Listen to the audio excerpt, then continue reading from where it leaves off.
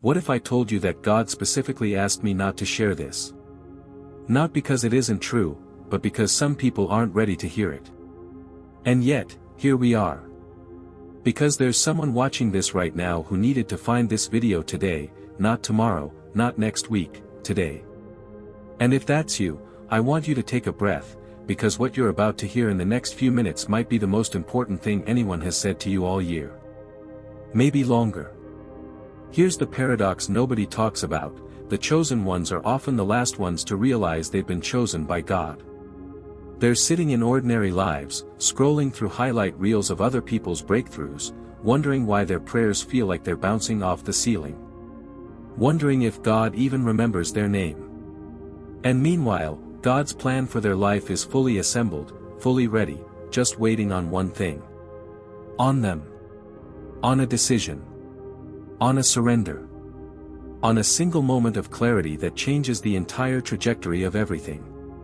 See, most spiritual content out there will give you inspiration and send you on your way feeling good for about 45 minutes.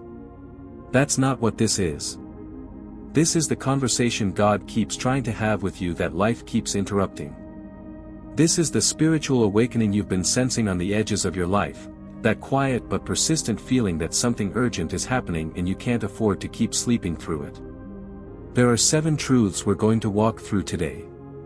7 things God wants you to hear before it's too late. And I promise you, by the end of this, something inside you is going to shift. But before we dive in, drop a comment right now and tell me, what's the one area of your life where you feel most stuck right now? Your career. Your faith. A relationship. Your purpose. Type it below. Because I want to know who's in this room with me today. And if this video found you at exactly the right moment, and I believe it did, go ahead and hit that like button right now and subscribe to this channel, because this is just the beginning of what God's about to do in your spiritual journey. You didn't land here by accident. Let's go. Here's the thing nobody's going to tell you straight up: the moment you're living right now isn't ordinary. It never was. There's something about this particular season of your life that carries a weight most people completely miss, and that's exactly what makes it so dangerous.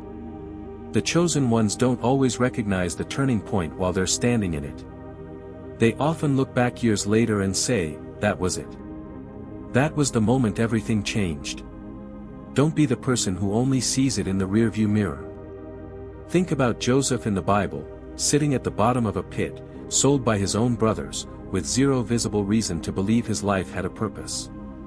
From the outside, it looked like rock bottom. But that pit was actually a launch pad. That's how God's plan tends to work. It rarely looks like what you'd expect from the inside. The decisions you make during seasons that feel insignificant are often the ones that echo for decades, rippling forward into your children's lives, your community, your legacy. That's not motivational talk. That's just how destiny operates. Now, here's where it gets a little uncomfortable, and stay with me on this. The enemy isn't out here throwing lightning bolts at you.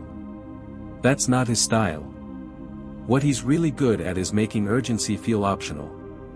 He whispers, "Take your time, there's no rush, tomorrow is fine," and before you know it, a year has gone by and you're still in the same place, wondering why things aren't moving.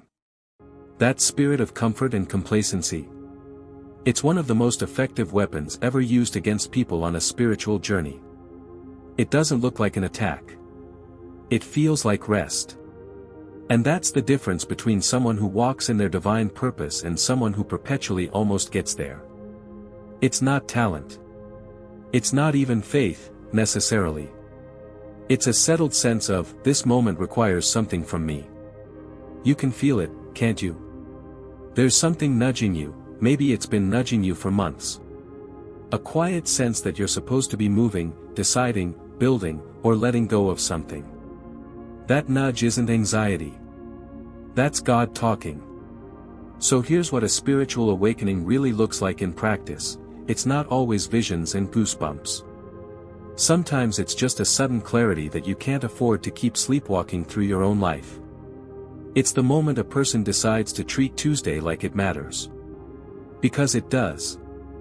The ordinary Tuesday you're living through right now. It just might be the one you tell the story about later. And there's someone, on the other side of this season that's waiting on the decision you've been putting off. There's a moment in every person's life that doesn't announce itself with fireworks or a dramatic soundtrack. It just shows up, quietly, almost casually, and waits. Maybe it's an opportunity that landed in your lap out of nowhere. A conversation that felt a little too perfectly timed.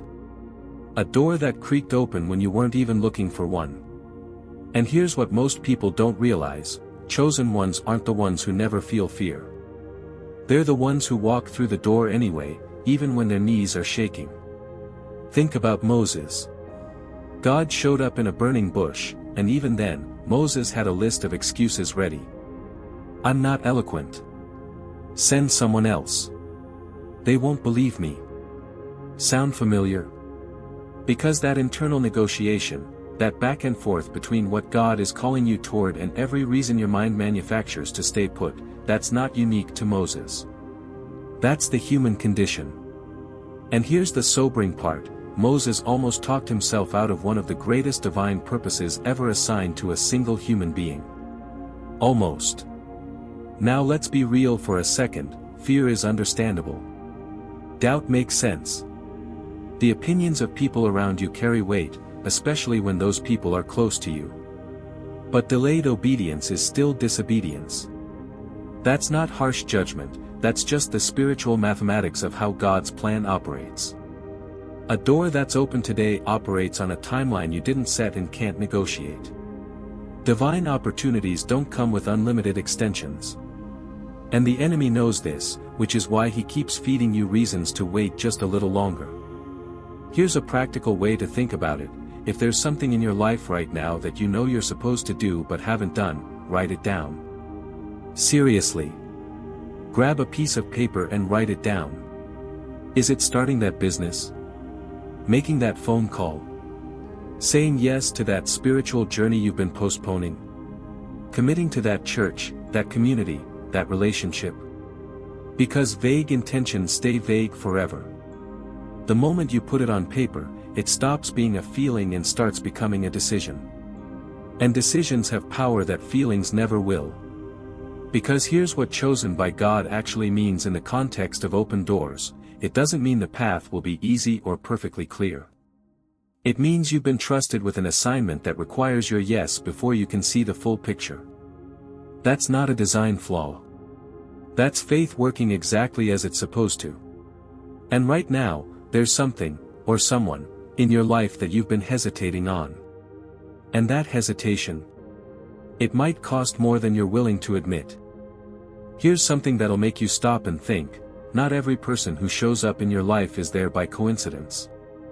Some of them are placed strategically, intentionally, with a precision that only makes sense when you zoom out and look at the bigger picture.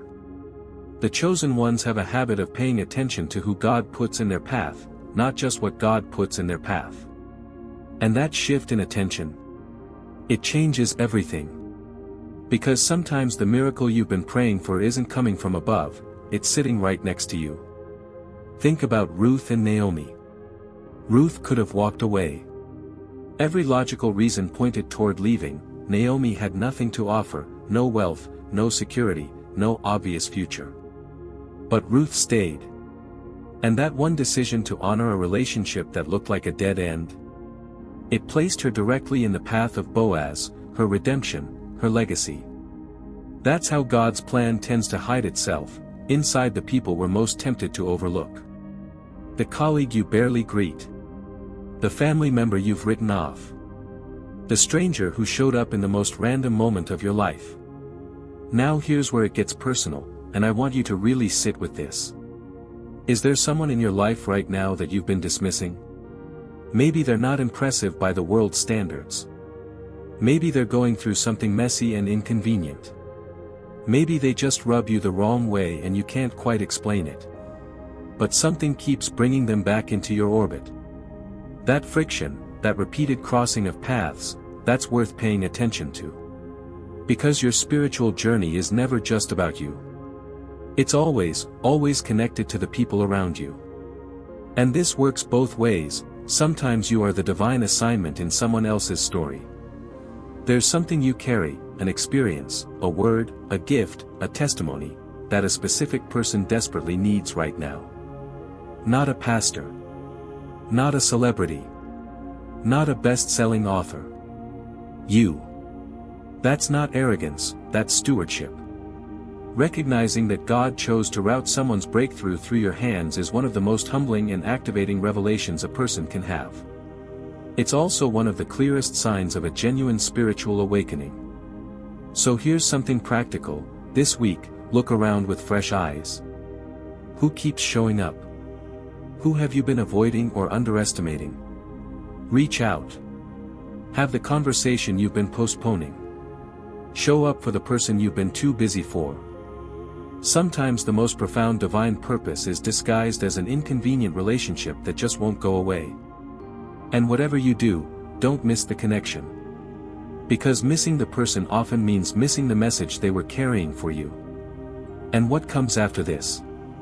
It hits even closer to home. Let's talk about something most people don't want to touch with a 10-foot pole, the thing in your life you've made peace with that God never approved. And before you assume this is about some dramatic, obvious sin, let me stop you right there. Because the most dangerous compromises aren't the ones that shock you. They're the ones that feel completely normal. The ones you've lived with long enough that they stopped feeling like problems. That's the trap. And the chosen ones who never quite step into their full potential. More often than not, it's not because they lacked talent or opportunity, it's because of something small they refuse to let go of. Think about it like a crack in a dam. The first day, it's barely visible. Nobody panics. Nobody calls for emergency repairs. But water is patient. And pressure is relentless. What started as a hairline fracture quietly, steadily becomes the thing that brings the whole structure down. That's exactly how compromise works in a person's spiritual journey.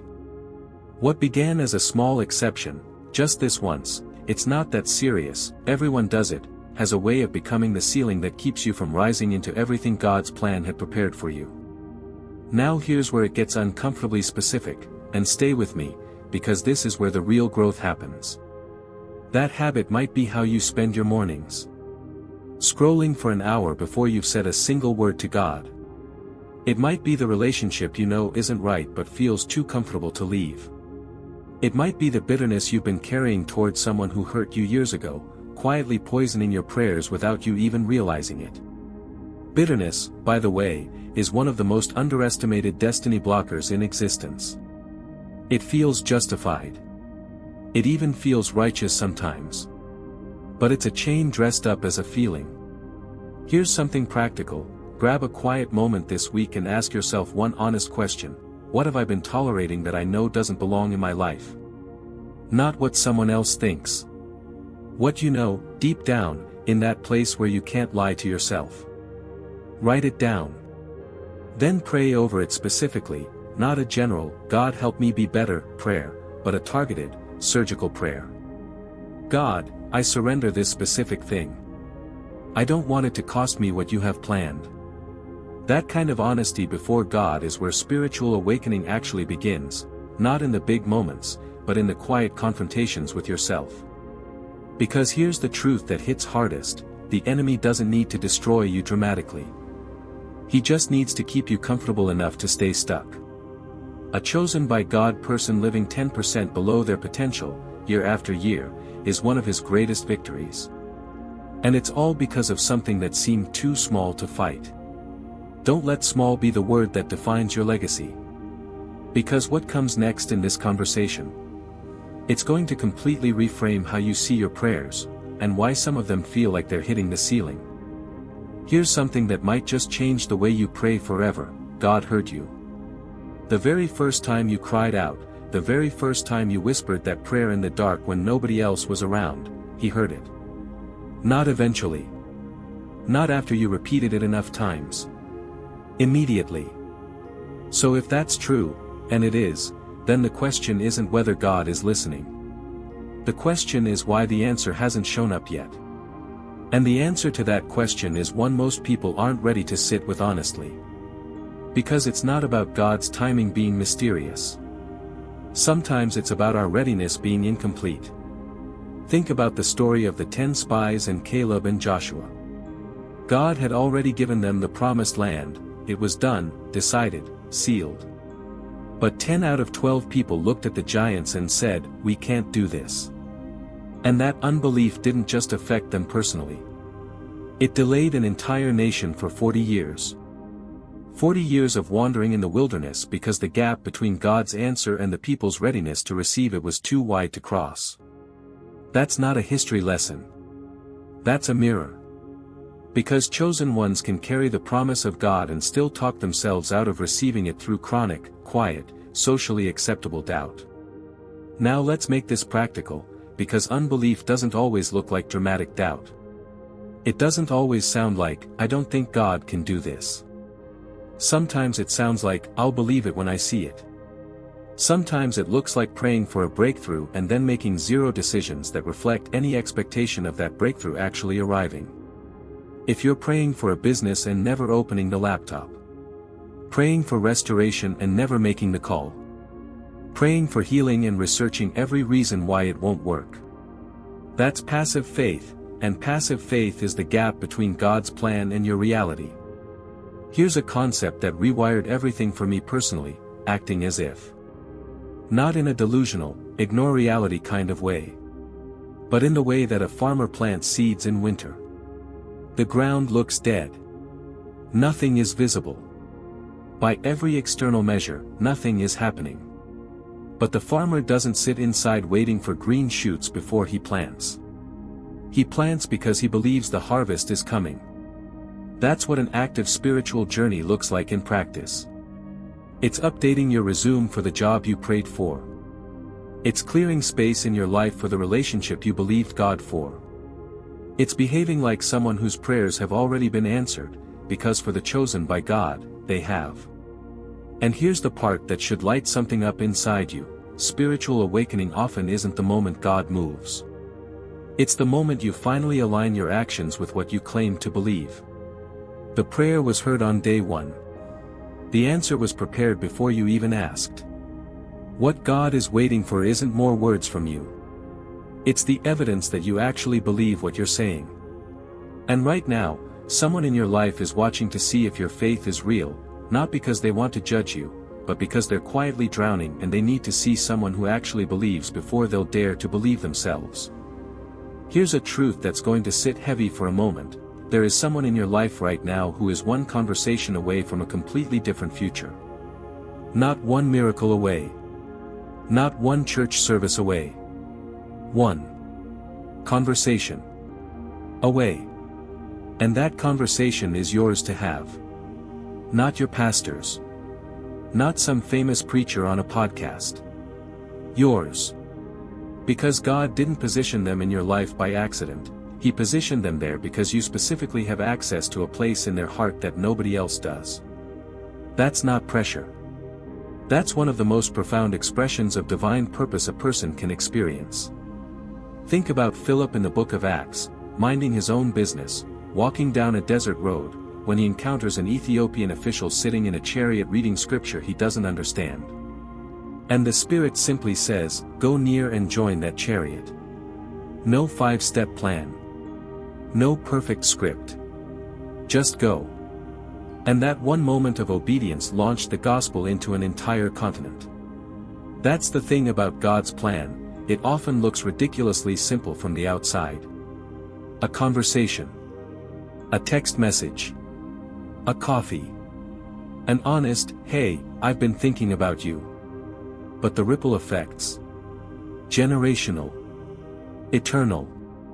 Way bigger than the moment itself ever looked. Now let's get uncomfortably honest, because most people aren't silent about their faith because they don't care. They're silent because they're scared. Scared of being judged. Scared of saying the wrong thing. Scared of making it weird. And listen, that fear is completely understandable, but it's also completely exploited by the enemy. Because while you're perfecting your approach and waiting for the ideal moment, that person is getting further from the shore. The chosen ones who make the biggest impact aren't always the most eloquent. They're the most obedient. They open their mouth and trust God to fill it. That's the whole assignment. Here's something practical you can do this week. Think of one person in your life who you know is struggling. Not someone you assume is fine. Someone your gut has been nudging you toward. Send them a message today. It doesn't have to be a sermon. It can be as simple as, "I don't know why, but I've been thinking about you and just wanted to check in." That's it. You'd be shocked, genuinely shocked, at how many people are waiting for exactly that kind of reach. A spiritual journey shared is exponentially more powerful than one walked alone, and sometimes all it takes is one person brave enough to break the silence first. Because here's what a real spiritual awakening does: it doesn't just transform the person experiencing it. It creates a ripple. It touches the people closest to them, then the people closest to those people, spreading further than anyone could have predicted from the starting point. You were chosen by God not just for your own story, but to be a chapter in someone else's. And right now, that someone is closer than you think. But before any of that can flow freely, before you can pour into others with any real depth, there's something God has been trying to get you to do first. Something quieter. Something most people skip entirely because it doesn't feel productive. Here's the most counterintuitive thing you'll hear today: sometimes the most spiritual thing you can do is absolutely nothing. Stop. Breathe. Be still. Because in a culture that worships hustle and glorifies exhaustion, the idea of slowing down feels almost sinful. Like you're falling behind. Like everyone else is moving and you're standing still. But here's what nobody's telling you: a car running on empty doesn't get you further just because the driver is determined. It stops. And it stops at the worst possible time, in the worst possible place. That's not a mechanical problem. That's a stewardship problem. And chosen ones are not exempt from it. Think about Elijah, one of the most powerful prophets in all of Scripture. The man called down fire from heaven. He outran a chariot. He stood alone against 450 false prophets and didn't flinch. And then, almost immediately after his greatest victory, he collapsed under a tree and told God he was done. Finished. Ready to die. And what did God do? Send more assignments? Rebuke him for his weakness? No. God sent an angel with food and water and said, "The journey is too great for you. Rest first. Then move." Because God's plan was never for you to arrive at your destiny completely depleted. That's not faith. That's self-destruction dressed up as dedication. Now here's where this gets personal, and really pay attention here, because this one hits differently depending on where you are in your spiritual journey. Busyness has become the modern believer's greatest blind spot. You're attending every meeting, serving in every ministry, saying yes to every request, posting, producing, performing, and somewhere in the middle of all that activity, your intimacy with God quietly dried up. You're doing things for Him without actually spending time with Him. And that gap, between activity and alignment, is exactly where burnout is born and breakthroughs go to die. A spiritual awakening cannot be sustained on fumes. It requires regular refilling. Here's something practical, and this is simple enough to start today. Block 30 minutes in your morning, before your phone, before your responsibilities, before the noise of the day kicks in. Not to pray a perfect prayer. Not to read a specific number of chapters. Just to be present. Sit with God like you'd sit with a friend you haven't properly talked to in weeks. Bring your honest self, the tired version, the confused version, the version that doesn't have it all figured out. Because chosen by God doesn't mean chosen because you're impressive. It means chosen because He knows what He placed inside you, and He wants to tend to it before it gets buried under everything else. Because here's the truth that ties everything together: you cannot pour from an empty vessel. The breakthroughs God has been preparing, the doors He's been positioning, the people He's been placing in your path, the prayers He's already answered, none of it lands properly in a life that's too fractured and too frantic to receive it. Realignment isn't weakness. It's wisdom. It's the chosen by God person saying, I trust you enough to stop striving and start surrendering. And it's in that stillness, that deliberate, courageous stillness, where God does some of his most precise and personal work. Everything you've heard today has been building towards something. And now, it's time to bring it all together. So here's where we land, and I don't want you to just close this video and move on like nothing happened. Because something happened. You just sat through 7 truths that most people will hear, nod at, and never act on. And that's the difference between someone who lives a divine purpose and someone who just knows about one. Knowledge without action is just entertainment. And you weren't created to be entertained, you were created to be transformed. So the question isn't whether any of this resonated with you. The question is, what are you going to do about it? Think about everything we unpacked today. The season you're in right now is not ordinary, it's critical. There's a door open in front of you that has an expiration date. There's a person in your life that God placed there on purpose. There's a habit or compromise quietly costing you more than you've been willing to admit. Your prayers have been heard, but your unbelief might be the only thing standing between you and the answer. Someone around you needs to hear your story right now. And none of it works if you're running on empty, too exhausted and too misaligned to receive what God's already prepared. That's not 7 random points, that's a complete picture of where the chosen ones get stuck and how they break free. Now I want to ask you something directly, and I need you to be honest with yourself, not with me. Which one of these 7 truths hit you the hardest? Which one made you shift in your seat a little? Because that discomfort isn't random. That's the area where your spiritual awakening is trying to break through. That's where God's plan is knocking the loudest. And the worst thing you could do right now is identify it, feel it deeply, and then let the next notification on your phone pull you back into autopilot. Don't do that. You're better than that. And more importantly, your destiny deserves better than that.